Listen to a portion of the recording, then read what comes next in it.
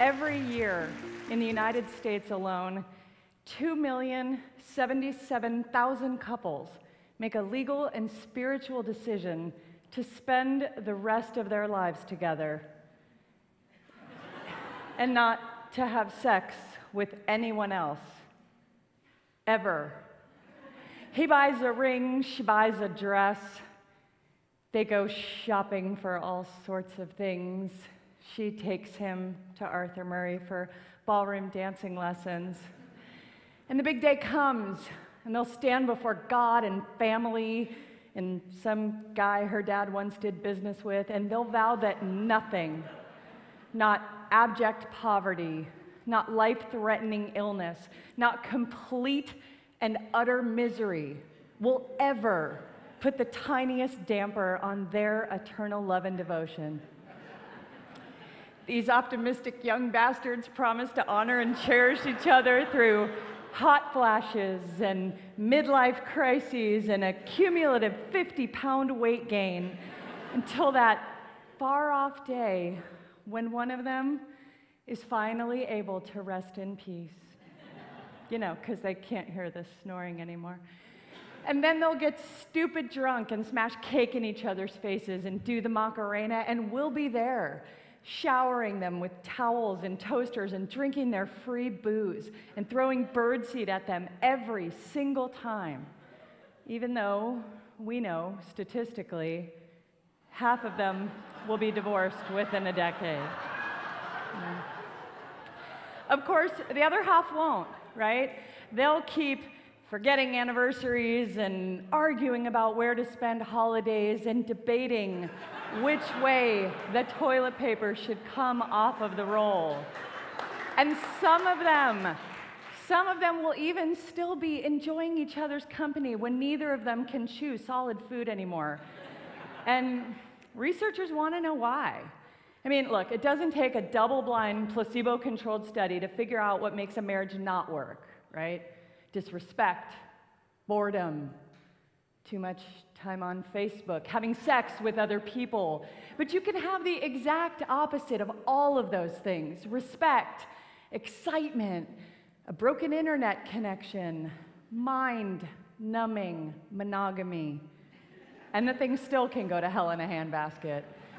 So what's going on when it doesn't? What do the folks who make it all the way to side-by-side burial plots have in common? What are they doing right? What can we learn from them?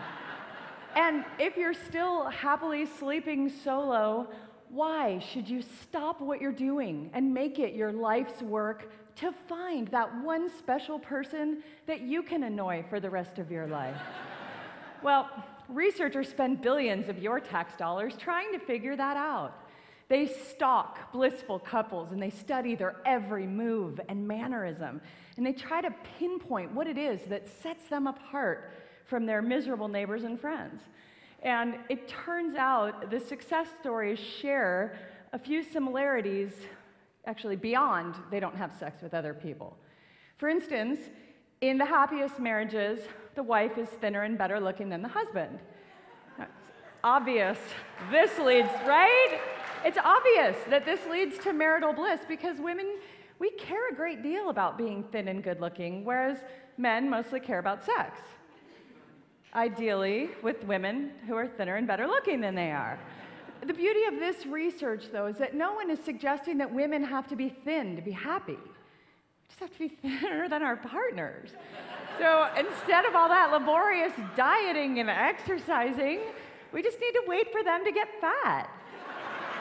Maybe bake a few pies. This is good information to have, and it's not that complicated.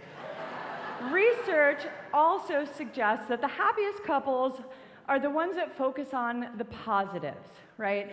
For example, the happy wife, instead of pointing out her husband's growing gut or suggesting he go for a run, she might say, "Wow, honey, thank you for going out of your way to make me relatively thinner." these are couples who can find good in any situation. Yeah, it was devastating when we lost everything on that fire. But it's kind of nice sleeping out here under the stars. And it's a good thing you've got all that body fat to keep us warm. One of my favorite studies found that the more willing a husband is to do housework, the more attractive his wife will find him. Because we needed a study to tell us this. But here's what's going on here. The more attractive she finds him, the more sex they have. The more sex they have, the nicer he is to her. The nicer he is to her, the less she nags him about leaving wet towels on the bed, and ultimately, they live happily ever after. In other words, men, you might want to pick it up a notch in the domestic department. Here's an interesting one. One study found that people who smile in childhood photographs are less likely to get a divorce. This is an actual study, and let me clarify. The researchers were not looking at documented self-reports of childhood happiness or even studying old journals. The data were based entirely on whether people looked happy in these early pictures. Now, I don't know how old all of you are, but when I was a kid, your parents took pictures with a special kind of camera that held something called film. And by God, film was expensive. Yeah, they didn't take 300 shots of you in that rapid-fire digital video mode and then pick out the nicest, smiliest one for the Christmas card. Oh, no. They dressed you up, they lined you up, and you smiled for the fucking camera like they told you to, or you could kiss your birthday party goodbye. But still, I have a huge pile of fake happy childhood pictures, and I'm glad they make me less likely than some people to get a divorce. So, what else can you do to safeguard your marriage? Do not win an Oscar for Best Actress. I'm serious. Bette Davis, Joan Crawford, Halle Berry, Hilary Swank, Sandra Bullock, Reese Witherspoon, all of them single soon after taking home that statue. They actually call it the Oscar curse. It is the marriage kiss of death and something that should be avoided. And it's not just successfully starring in films that's dangerous. It turns out merely watching a romantic comedy causes relationship satisfaction to plummet. Apparently, the bitter realization that maybe it could happen to us, but it obviously hasn't, and it probably never will, makes our lives seem unbearably grim in comparison. And theoretically, I suppose if we opt for a film where someone gets brutally murdered or dies in a fiery car crash, we are more likely to walk out of that theater feeling like we've got it pretty good, right? Drinking alcohol, it seems, bad for your marriage. Yeah. I can't tell you any more about that one because I stopped reading it at the headline. But here's a scary one. Divorce is contagious.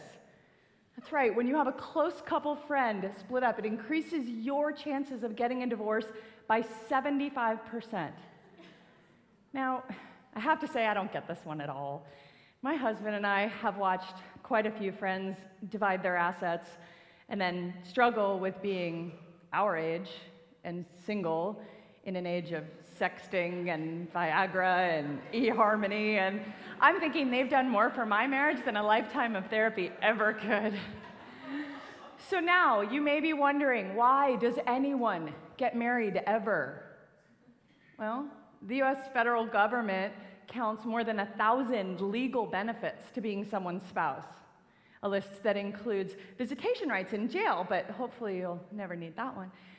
But beyond the profound federal perks, married people make more money. We're healthier physically and emotionally. We produce happier, more stable, and more successful kids. We have more sex than our supposedly swinging single friends, believe it or not. We even live longer, which is a pretty compelling argument for marrying someone you like a lot in the first place.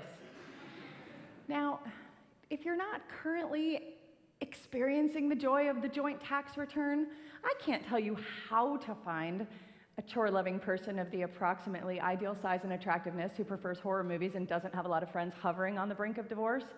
But I can only encourage you to try, because the benefits, as I've pointed out, are significant. The bottom line is, whether you're in it or you're searching for it, I believe marriage is an institution worth pursuing and protecting. So I hope you'll use the information I've given you today to weigh your personal strengths against your own risk factors. For instance, in my marriage, I'd say I'm doing okay. On the one hand, I have a husband who's annoyingly lean and incredibly handsome, so I'm obviously going to need to fatten him up. And like I said, we have those divorced friends who may secretly or subconsciously be trying to break us up, so we have to keep an eye on that. And we do like a cocktail or two. On the other hand, I have the fake happy picture thing. And also, my husband does a lot around the house and would happily never see another romantic comedy as long as he lives. So I've got all those things going for me. But just in case, I plan to work extra hard to not win an Oscar anytime soon.